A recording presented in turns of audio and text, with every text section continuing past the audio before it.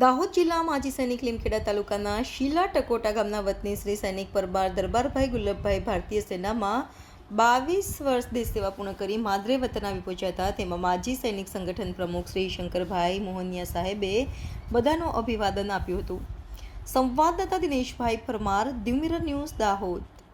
આજ રોજ દાહોદ જિલ્લાના અંદરમાં શીલાકોટા ગામના અમારા એવા જાંબા સૈનિક પરમાર દરબારભાઈ ભારતીય સેનાના અંદરમાં 22 વર્ષ નોકરી પૂર્ણ કરી અને પૂરા હિન્દુસ્તાનના અંદરમાં ઠેર સેવા બજાવી અને સુખી અને શાંતિથી પૂર્ણ સ્વરૂપે આજે એમને ભારતીય સેનાથી નિવૃત્ત થઈ અને પોતાના માદરે વતન પહોંચ્યા છે.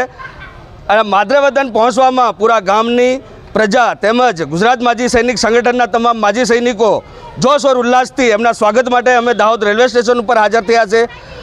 ભારતીય સેનાના અંદરમાં દરબારભાઈએ ખૂબ એવી સેવા બજાવી.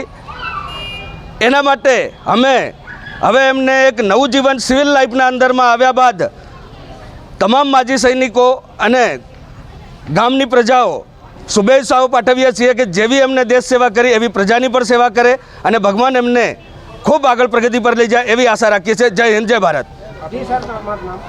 હું ગુજરાત માજી સૈનિક સંગઠનના પ્રેસિડેન્ટ મોહનિયા શંકરભાઈ. નમસ્કાર મિત્રો, હું ફિરોઝ ઈરાની આજે તમને એક નવી વાત કરવા આવ્યો છું. દીવ મિરર ન્યૂઝ જોતા રહો, સબસ્ક્રાઇબ કરવાનું ભૂલતા નહીં અને શેર કરવાનું પણ ભૂલતા નહીં. સત્યની સાથે જોડાતા રહો. નમસ્તે મિત્રો, હું છું ચાંદની પરમાર. આપની મનપસંદ ચેનલ એટલે કે દીવ મિરર ન્યૂઝ ચેનલને લાઈક કરો, શેર કરો અને ફોલો કરો.